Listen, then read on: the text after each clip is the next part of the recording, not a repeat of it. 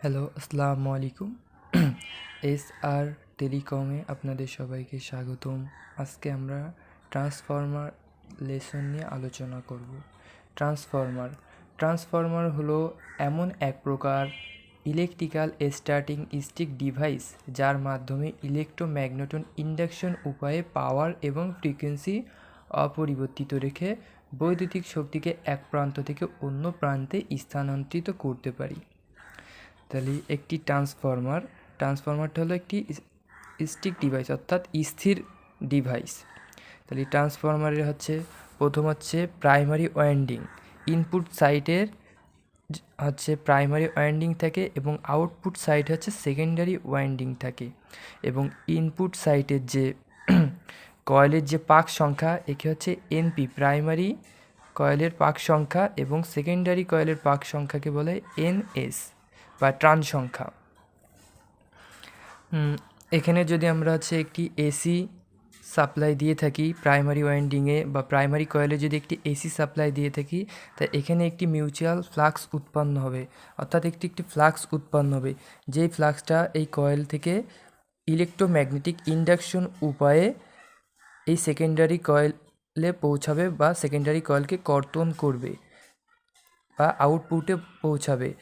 Primary coil বা secondary coil বা primary winding বা সেকেন্ডারি ওয়াইন্ডিংয়ের মধ্যে কোনো ইলেকট্রিক্যাল সম্পর্ক নেই। এটার সাথে এটার কোনো ইলেকট্রিক্যাল সম্পর্ক বা সহযোগ নেই। এটা ইলেকট্রোম্যাগনেটিক ইন্ডাকশন উপায় বা ম্যাগনেটিক ফিল্ড আকারে প্রাইমারি ওয়াইন্ডিং থেকে সেকেন্ডারি ওয়াইন্ডিংয়ে পৌঁছায় ফ্লাক্স ম্যাগনেটিক শক্তির মাধ্যমে। এখন আমরা বলতে পারি যে আমরা জানি যে ট্রান্সফরমারের প্রাইমারি সাইডে পাওয়ারের ফ্রিকোয়েন্সি যা থাকে, সেকেন্ডারি সাইডেও পাওয়ার এবং ফ্রিকোয়েন্সি একই থাকে। পাওয়ার এবং ফ্রিকোয়েন্সির কোনো পরিবর্তন হয় না। তাহলে আমরা এখানে ধরি, এখানে আমাদের পাওয়ার 5000 VA এবং ফ্রিকোয়েন্সি 50 হার্টজ যদি হয়, তাহলে আমাদের কারেন্ট কত,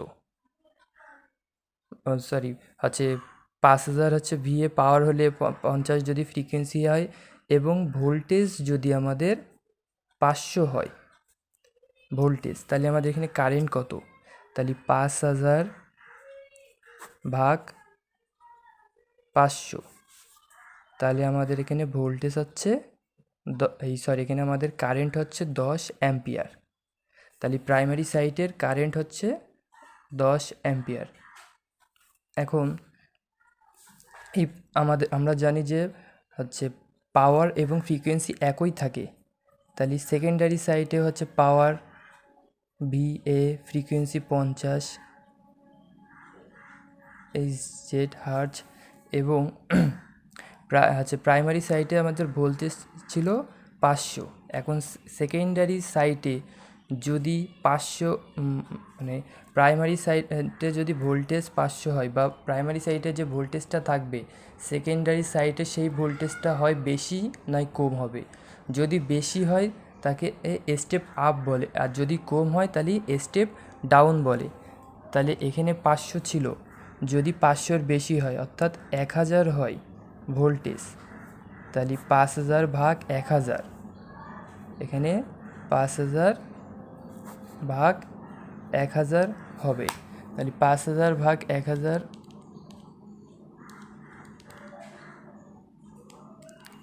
যদি হয়, তাহলে আমাদের কারেন্টটা হবে 5 অ্যাম্পিয়ার কারেন্ট। তাহলে ভোল্টেজ যদি বেশি হয়, প্রাইমারি সাইডের থেকে যদি সেকেন্ডারি সাইডের ভোল্টেজ বেশি হয়, তাহলে কারেন্ট কমে যাবে। তাহলে এখানে ভোল্টেজ বেশি হয়েছে, আমাদের প্রাইমারি সাইডে ভোল্টেজ ছিল 500 এবং সেকেন্ডারি সাইডের ভোল্টেজ হয়েছে 1000।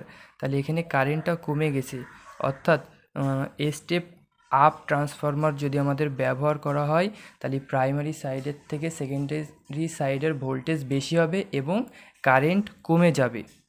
এবং আমাদের যখন ভোল্টেজটা প্রাইমারি সাইডে সেকেন্ডারি সাইডে বেড়ে যাবে, তখন এখানে ট্রান সংখ্যা বেশি হবে।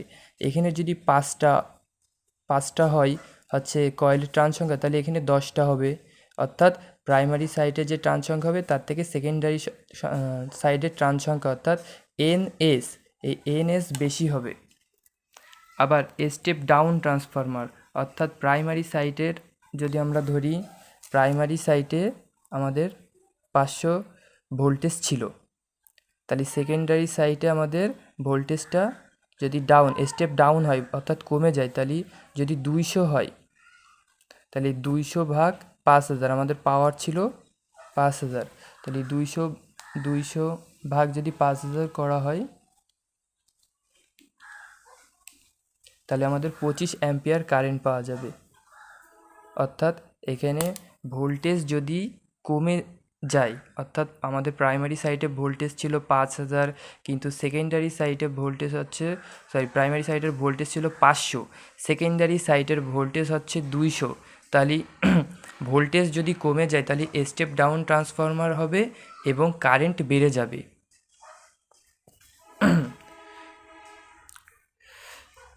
তাহলে হচ্ছে, এবং আমাদের এই মিউচুয়াল এই ফ্লাক্সটাকে আমরা IM দ্বারা প্রকাশ করি বা মিউচুয়াল ফ্লাক্স বলে থাকি। তাহলে ট্রান্সফরমার হচ্ছে কার্যপ্রণালীর উপর ভিত্তি করে দুই ভাগে ভাগ করা হয়, একটা হলো স্টেপ আপ ট্রান্সফরমার এবং স্টেপ ডাউন ট্রান্সফরমার, এবং ট্রান্সফরমারের কোরের গঠন হিসেবে 3 ভাগে ভাগ করা হয়, একটা হলো কোর টাইপ, একটা হলো শেল টাইপ এবং একটা হলো স্পাইরাল কোর টাইপ।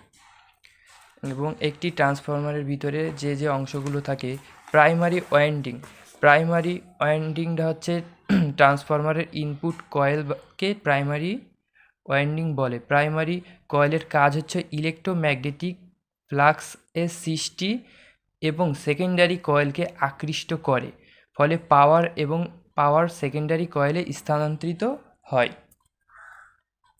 অর্থাৎ প্রাইমারি কয়েলের কাজ হচ্ছে ইলেকট্রোম্যাগনেটিক ফ্লাক্স এর সৃষ্টি করা এবং সেইটা সেকেন্ডারি কয়েলকে আকৃষ্ট করে, ফলে সেকেন্ডারি কয়েলে পাওয়ারটা পৌঁছায়। সেকেন্ডারি ওয়াইন্ডিংয়ের কাজ হচ্ছে সেকেন্ডারি ওয়াইন্ডিং, এটা হচ্ছে ট্রান্সফরমারের আউটপুট কয়েল। সেকেন্ডারি কয়েল যা প্রাইমারি কয়েলে উৎপাদিত ম্যাগনেটিক ফ্লাক্সকে বৈদ্যুতিক পাওয়ারে রূপান্তরিত করে। এরপর হচ্ছে ট্রান্সফরমারের কোরটা হচ্ছে ট্রান্সফরমারের সিলিকন স্টিলের পাতলা শীট কেটে ট্রান্সফরমারের কোর তৈরি করা হয়।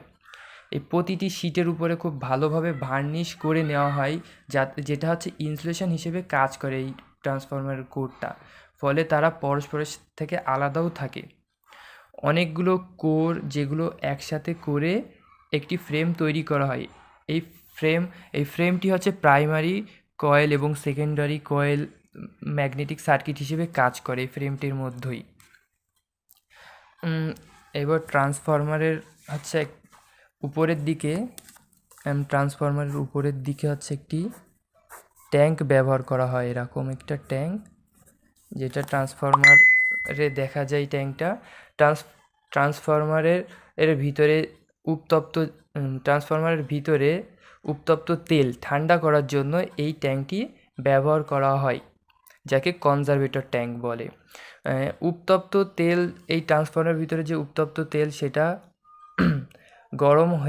যখন গরম হয়ে যায় তখন কনজারভেটরের দিকে উপরে উঠে আসে, এবং যখন এই তেলটা আবার ঠান্ডা হয়ে যায় তখন তখন আবার হচ্ছে এটা ট্রান্সফরমারের ভিতরে প্রবেশ করে। এই কাজটি মূলত কনজারভেটর ট্যাঙ্ক করে থাকে, অর্থাৎ ট্রান্সফরমারের ভিতরে যে তেল থাকে সেটা উত্তপ্ত হলে কনজারভেটর ট্যাঙ্কের ভিতরে উপরের দিকে উঠে আসে, আবার ঠান্ডা হয়ে গেলে সেটা পুনরায় হচ্ছে ট্রান্সফরমারের ভিতরে চলে যায়। এরপরে ট্রান্সফরমারের ভিতরে বুকলাস রিলে ব্যবহার করা হয়। ট্রান্সফরমার কোনো কারণে যদি হচ্ছে অতিরিক্ত হিট অথবা শর্ট সার্কিট হয় তখন অটোমেটিকভাবে ট্রান্সফরমার বন্ধ হয়ে যায়। এই কাজটি মূলত বুকলাস রিলে করে থাকে। বুকলাস রিলে সর্ব অবস্থায় ট্রান্সফরমারকে নিরাপত্তা দিয়ে থাকে। ট্রান্সফরমারের ভিতরে ইনসুলেশন অয়েল ব্যবহার করা হয়।